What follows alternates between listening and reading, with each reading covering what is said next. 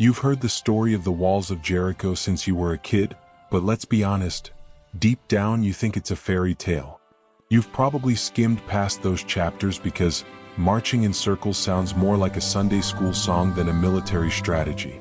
And that's exactly why you're struggling to see God moving in your own life.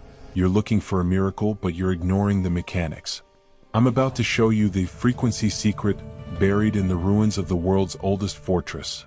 A forensic detail so specific that modern engineers are still trying to explain how a shout turns 6-foot thick stone into liquid dust. But before I open the Jericho File, I have to ask, why are you still just a spectator? 90% of you watch these deep dives, take the spiritual meat, and then scroll away without even hitting subscribe. If you're serious about your faith, why are you treating the Word of God like a Netflix show you can just sample and leave? If you want to stop being a casual reader and start being an investigator of the truth, hit that button right now. Don't let your spiritual growth be an accident. Because in the next 20 minutes, I'm going to show you why the silence of the first 6 days was actually a psychological weapon more lethal than any sword. If you don't understand the frequency of the seventh day, you're going to keep hitting walls in your own life that were meant to fall years ago. To understand why the story of Jericho is one of the most misunderstood events in human history, you first have to understand the engineering of intimidation. If you were standing in the Jordan Valley 3,000 years ago, looking up at the silhouette of Jericho, you wouldn't be thinking about a Sunday school song. You'd be looking at a death trap. Jericho wasn't just a city, it was the Las Vegas of the Bronze Age. It sat on a massive natural spring that pumped out over 1,000 gallons of water every minute. In a desert world that made Jericho the ultimate oasis of wealth. It was a hub of trade, luxury, and power. But wealth attracts predators, and the people of Jericho knew it. So they didn't just build a wall, they built an unsinkable ship out of stone and mud. From a forensic standpoint, the defenses of Jericho were a masterpiece of psychological and physical deterrence.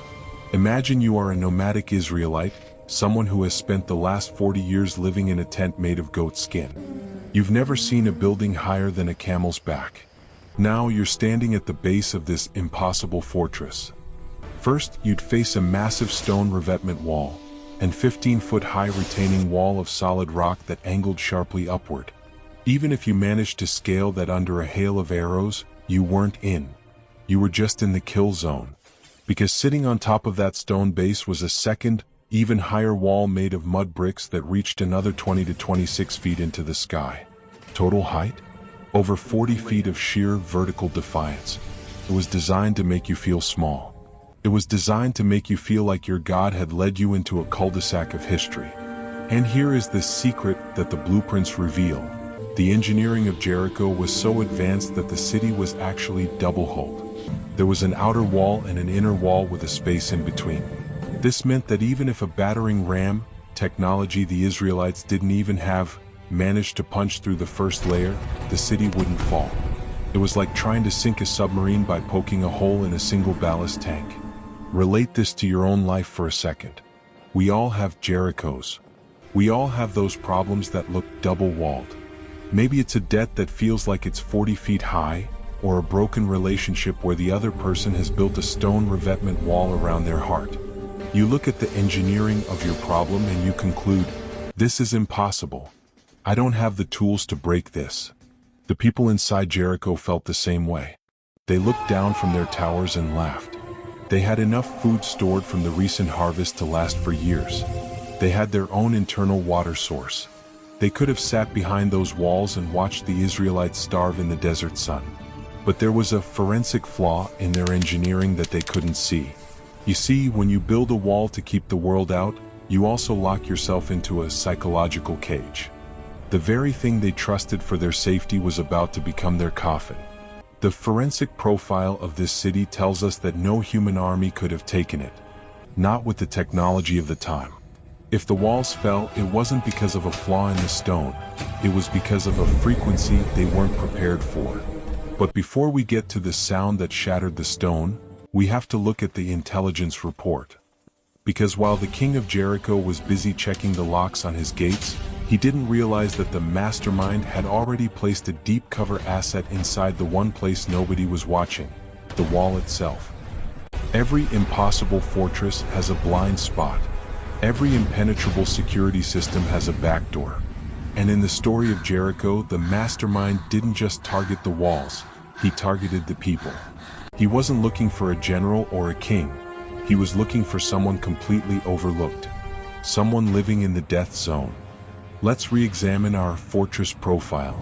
We talked about the double walls, 6 feet thick, towering over 40 feet high. But there was a critical flaw in that design. People still had to live in them. The poorer citizens, those with no other options, built their homes directly into the city's outer wall structure. Imagine living in the most exposed, vulnerable part of the city, where any breach meant instant death. That's where we find our inside asset, a woman named Rahab. Now, the Bible doesn't shy away from Rahab's profession.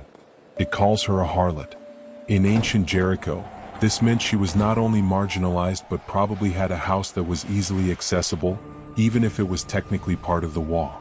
But from a forensic intelligence perspective, her profession was actually a strategic advantage. Think about it. Who would hear the most gossip? Who would have contact with people from outside the city? Who would be privy to the fears and anxieties of the soldiers guarding the very walls she lived in? Rahab. Her house wasn't just a brothel. It was an unconventional intelligence hub operating under the radar of the city's elite. When Joshua sent 2 spies into Jericho, where do you think they went? Not to the king's palace. They went straight to the place where information flowed freely, where strangers wouldn't be questioned. Rahab's house. And here is where the mastermind reveals his genius for recruitment. Rahab wasn't coerced. She wasn't bribed with gold. Her decision to help the spies to lie to her own king came from a place of absolute dread and dawning faith. She tells the spies in Joshua 2 verses 9 to 11, "I know that the Lord has given you the land, for we have heard how the Lord dried up the water of the Red Sea before you. As soon as we heard it, our hearts melted, and there was no spirit left in any man because of you." She didn't just hear the news, she processed it. She saw the fingerprints of God in the desert, and her forensic conclusion was clear. Jericho was doomed. Her city was militarily superior, but spiritually bankrupt. Relate this to your own life. Have you ever felt overlooked? Marginalized? Like your past disqualifies you from being used by God? Rahab was the ultimate unlikely hero. Yet, the mastermind chose her not because of her purity, but because of her positioning and her perception. She had eyes to see what the proud kings of Jericho were blind to. Her request to the spies was simple, yet profound. "Now then, please swear to me by the Lord that you will show kindness to my family, and give me a sure sign." The sign? A scarlet cord hung from her window, the very window built into the impenetrable wall. From a forensic standpoint, this scarlet cord wasn't just a marker. It was a prophetic symbol. It was a premeditated signature from the mastermind. Just as the blood on the doorpost saved Israel in Egypt, this scarlet thread would save Rahab's household from the coming judgment. It marked the only safe zone in a city destined for destruction. This inside asset was the mastermind's personal guarantee. Her house, the most exposed part of the city, would become the only part of the wall that remained standing. The very place that should have been the first to fall would be the last. But now the spies are gone. The cord is hung. And for 6 days nothing happens. Silence. A terrifying, maddening silence. Why did the mastermind choose to attack the greatest fortress with nothing but marching feet and an eerie hush? If you want to defeat an enemy, you don't always start with a sword.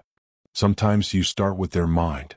From a tactical perspective, what happened during the first 6 days at Jericho makes no sense. If you have an army of over 600,000 men, you use your numbers. You build siege ramps. You set fire to the gates. You do something. But the mastermind's orders were chillingly different. "You shall march around the city, all the men of war, and you shall do this for 6 days. But you shall not shout or let your voice be heard."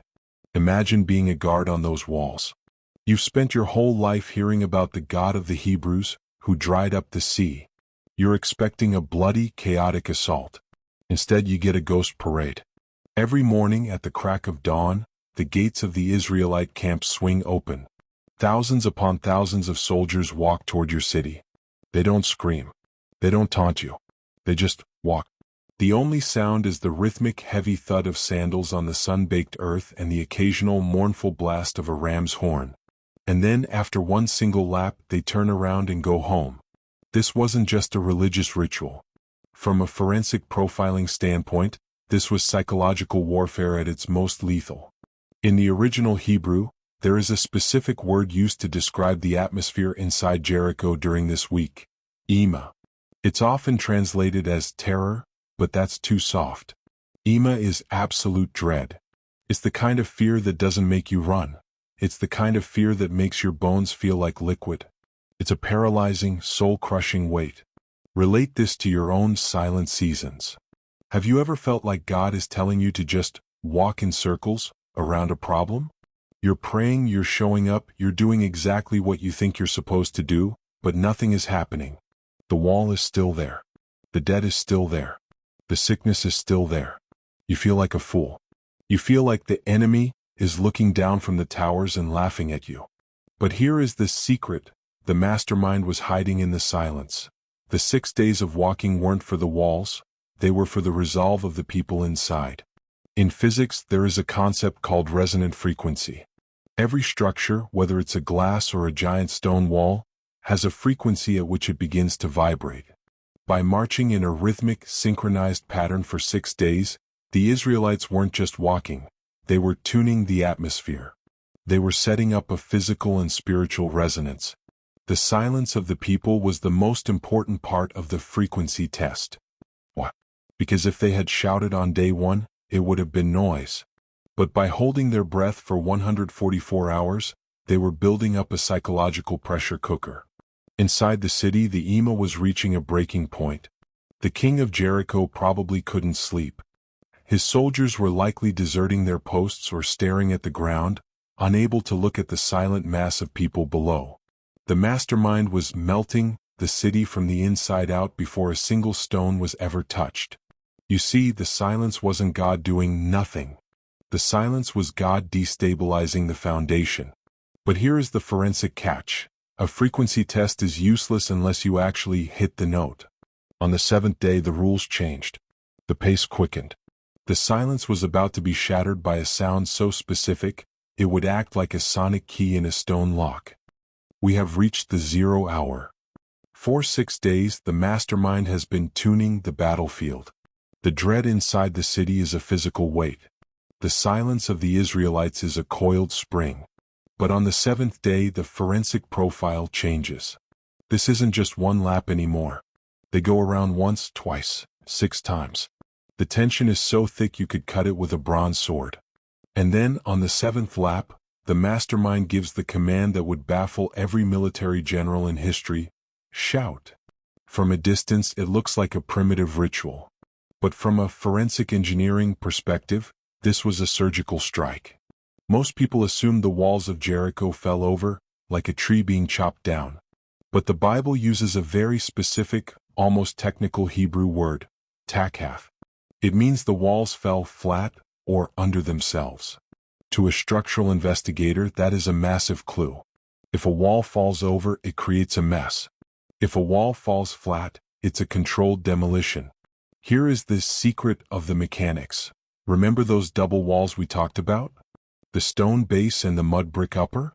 When that unified shout, a massive resonant frequency match, hit the stone, the forensic evidence suggests the mud bricks didn't just crumble, they poured.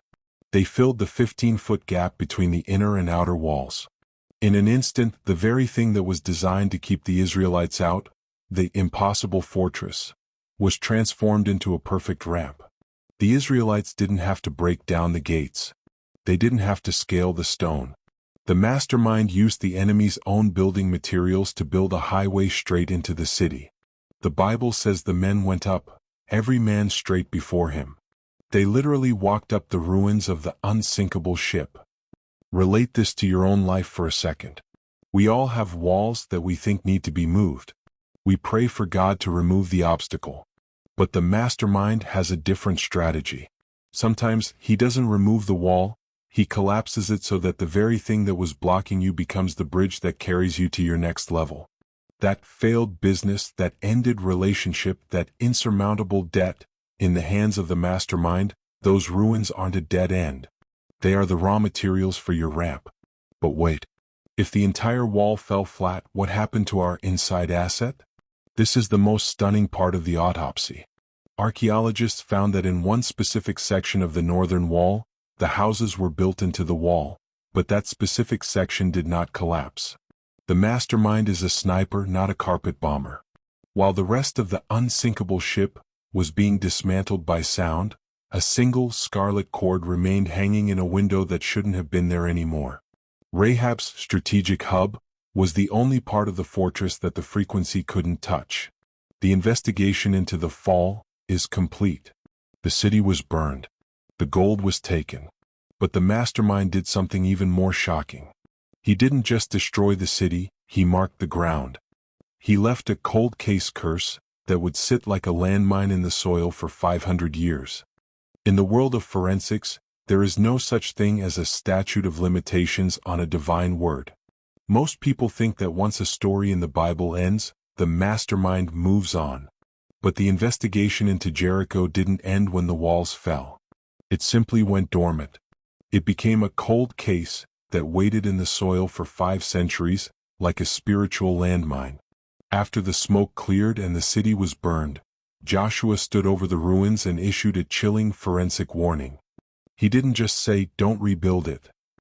He gave a specific, terrifyingly detailed prophecy in Joshua 6 verse 26. "Cursed before the Lord be the man who rises up and rebuilds this city Jericho. At the cost of his firstborn shall he lay its foundation, and at the cost of his youngest son shall he set up its gates." For 528 years, that ground was radioactive. Generations of Israelites walked past the charred remains of the impossible fortress, and they didn't touch a single stone. They knew the forensic signature of the mastermind was still wet on the dirt. But then time did what it always does. It made people arrogant. Fast forward to the reign of King Ahab, the most rebellious era in Israel's history. A man named Hiel of Bethel decides that the old stories are just myths. He looks at the strategic location of Jericho, its proximity to the water and the trade routes, and he sees a business opportunity. He thinks, surely a 500-year-old ghost story can't stop a modern builder. But Hiel forgot the secret of the mastermind. God doesn't experience time, he manages it. The moment Hiel struck his spade into the ground to lay the foundation, his oldest son, Abram, died. Imagine the forensic shock. Hiel could have stopped there. He could have realized the case was being reopened, but he was blinded by his own ambition. He kept building. He raised the walls. He built the houses. And finally, years later, he reached the finish line. He went to hang the heavy wooden gates of the city, the final step of the project. And the second those gates swung on their hinges, his youngest son, Segub, died. The receipt was paid in full, to the exact letter. Relate this to your own life for a moment. Have you ever felt like you can get away with something because nothing happened immediately? We live in a world of instant feedback, and when God is silent, we assume he is absent. We start rebuilding things he told us to leave in the ruins. Old habits, toxic relationships, or prideful ambitions, thinking the curse has expired. But the forensic truth is that God's word doesn't have an expiration date. If he said it, it's still active. If he warned you, the warning is still standing. The mastermind doesn't forget a signature, just because the ink is 500 years old. He'll learn the hard way that you cannot build a future on a foundation that God has already judged. He built a city, but he lost his legacy. He gained a fortress, but he lost his heart. But this is where the investigation takes a final, beautiful turn. The city was cursed. The ground was haunted by the blood of Hiel's sons. It was a place of death and absolute dread. So why, centuries later, did the mastermind himself decide to walk back through those very gates? For 5 centuries, Jericho was the city of the marked man. It was a place where the dirt felt heavy with the weight of Hiel's mistake and Joshua's curse. To any forensic profiler, Jericho was a write-off, a site of permanent judgment.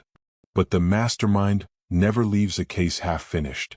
He doesn't just destroy, he redeems. Fast forward to the New Testament. The mastermind himself, Jesus, is walking toward those same gates. And here is the clue that changes the entire nature of our investigation. Jesus doesn't bypass the city. He doesn't walk around it.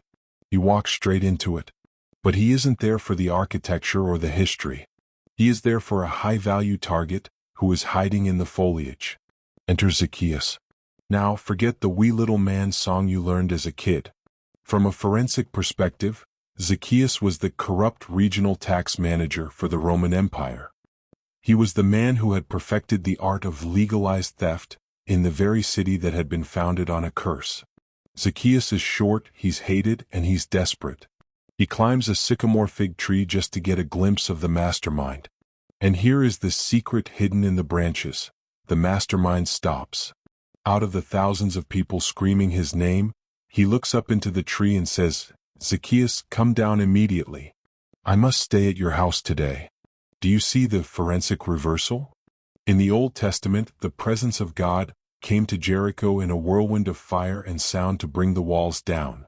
But in the New Testament, the presence of God comes to Jericho in human flesh to bring a man down from a tree.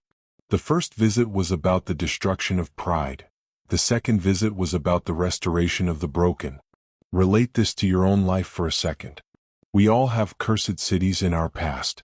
Maybe it's a family history of addiction, a failed reputation that you can't seem to outrun, or a place in your heart that you've labeled, "Do not rebuild." You think the case on your life is closed because of the mistakes you've made or the foundation you tried to lay in your own strength. But the great reversal proves that no ground is too cursed for the mastermind to walk on. When Jesus sat at Zacchaeus' table, the curse of Jericho was officially broken. Zacchaeus didn't just offer a sorry, he offered a forensic refund. He promised to give half his possessions to the poor and pay back 4 times what he had stolen. The man who had spent his life taking from the city became the man who began rebuilding its heart. The investigation into Jericho is finally complete. We've seen the unsinkable ship fall flat. We've seen the inside asset saved by a scarlet cord. We've seen the cold case curse claim its debt, and finally, we've seen the mastermind return to turn the site of a massacre into a site of mercy. The red string on our board has led us to one final, undeniable conclusion. The mastermind is not interested in your walls. He is interested in your heart. He can turn your ruins into a ramp, your silence into a weapon, and your curse into a calling. Now that you've seen the fingerprints, you can't unsee them. The Bible isn't a book of long ago, it's a map of right now. If you're ready to investigate the next cold case and see the secrets hidden in the life of Joseph, you know what to do. Hit that subscribe button. The evidence room is always open. I'll see you in the next investigation.